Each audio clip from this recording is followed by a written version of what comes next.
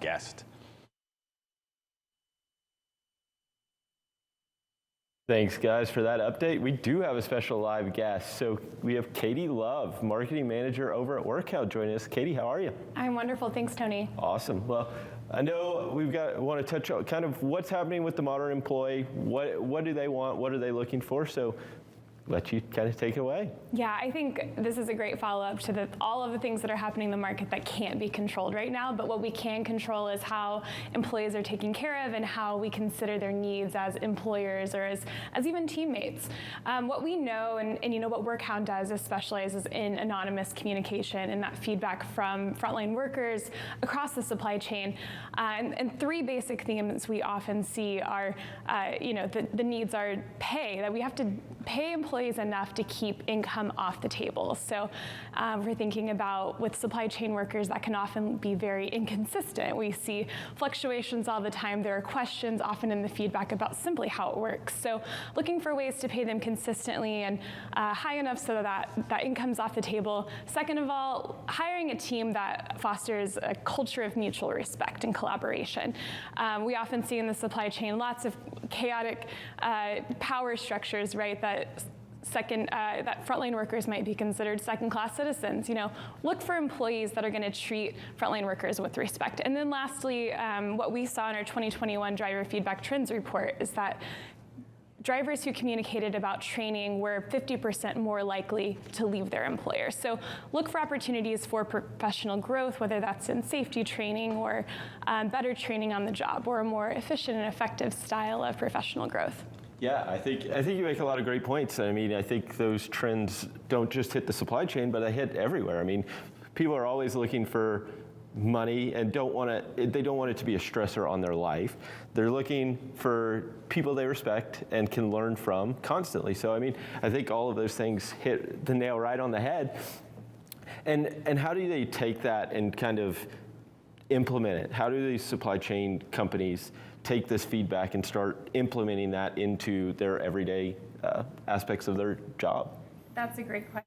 It's about making it a routine part of life. I know that a lot of companies offer, annual surveys or quarterly surveys, but as we know, the experience of a supply chain worker can change really fast. They can be happy on Monday, something bad happens on Tuesday to tick them off, and they're ready to go by the end of the week. And so what we've found in some of the companies that have the best results is really just making it a weekly routine, making it a daily routine to ask supply chain workers for their feedback. Simply asking someone, how are you doing, already starts to instill a sense of trust that you care. So making that communication a symptom of a caring culture is the best way to make that work for your company. Those three examples that I provided initially are certainly important, but asking an employee like what's going on with them, what might not make them happy can be an outlier. And it might just be something simple like making sure their dependent can be on their insurance. And there might have been some confusion in HR about it. Yeah, I think there's a lot of times where some of those things get lost in communication or translation, that they really aren't that difficult, but if you don't know it's happening, you can lose a really good employee really fast. I mean, like you said, it can change in a week. So I guess kind of shifting from that, but then, so this constant communication, now you start to get feedback, right? And how can employees take some feedback and turn it either negative or positive and turn it into a positive and continue that growth? Yeah, so something that we talk about a lot at Workhound is that the idea that feedback can either be seen as a gift or a curse. It's there whether or not you ask for it. And so, it benefits companies that are willing to be proactive and reach out and be willing to be open-minded with the response. We know that it's not always going to be sunshine and roses. That's the point here, right? We're talking about turnover, and so obviously something has to happen to drive that decision. So understanding that it might not be the happiest feedback, it might not always be positive, but receiving and asking for it, and then looking for the subtext of how, as an employer, as a decision maker, you can make something happen on behalf of it.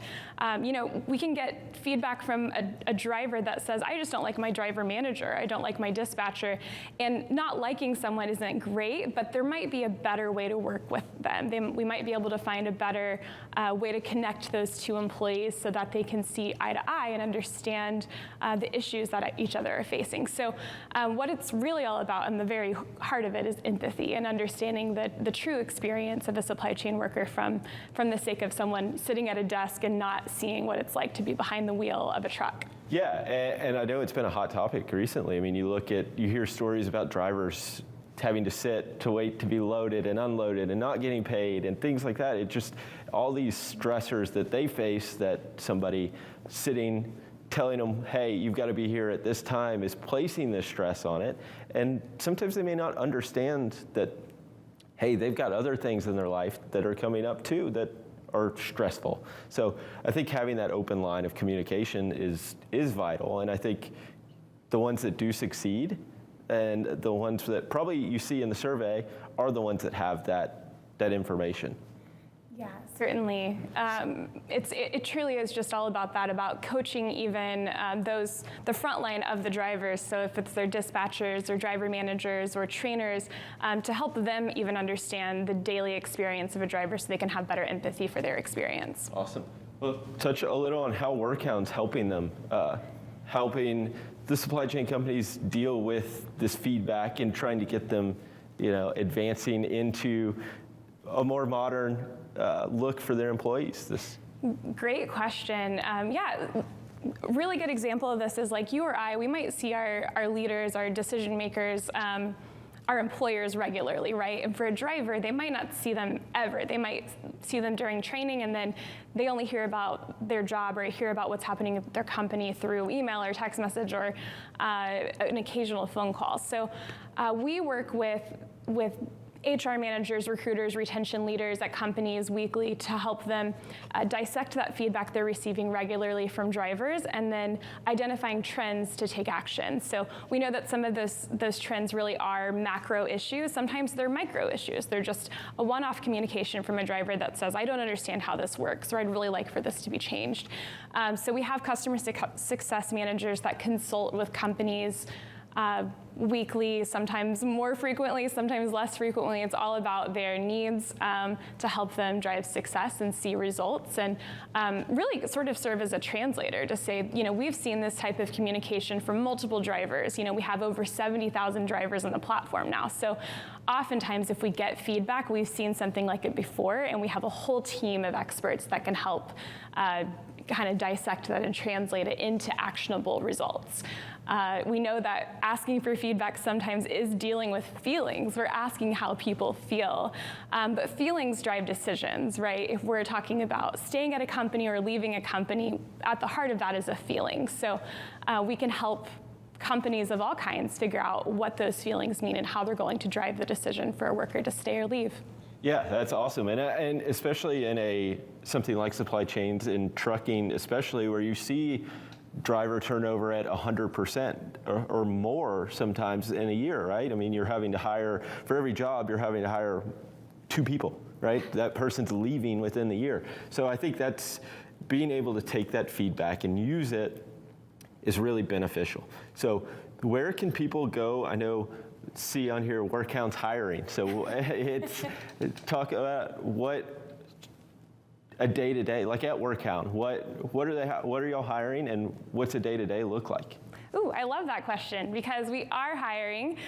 We are hiring in almost every department. We have I'm in marketing, so we have a few new openings in the marketing team. We're looking for RevOps leaders, for sales leaders, sales account executives, engineers. I think everyone's looking for engineers these days, right? But what it looks like is we get to build a product, we get to build a service with like-minded folks who want to take care of workers and do good work together. I think one of the coolest things about working at a company that specializes in retention is that it's one of our priorities as a culture to take care of the people we work with and help help change lives, like not just for this industry, but also for the employees of Workhound. So it's been my greatest joy. I've been here for 4 years, and it's been so much fun to watch it grow and change and now develop into an even larger company.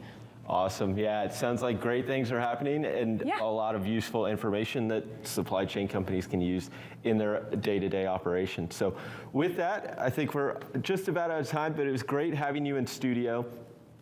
Where can people go and find out more about Workhound? It's great to be in the studio, by the way. It's nice to see some 3D faces. You can find more information about Workhound at workhound.com. That's WORKHOUND.com. Awesome. Well, thank you so much, Katie, for joining us. And right now, we'll take a short break, but we'll be back with more FreightWaves Now.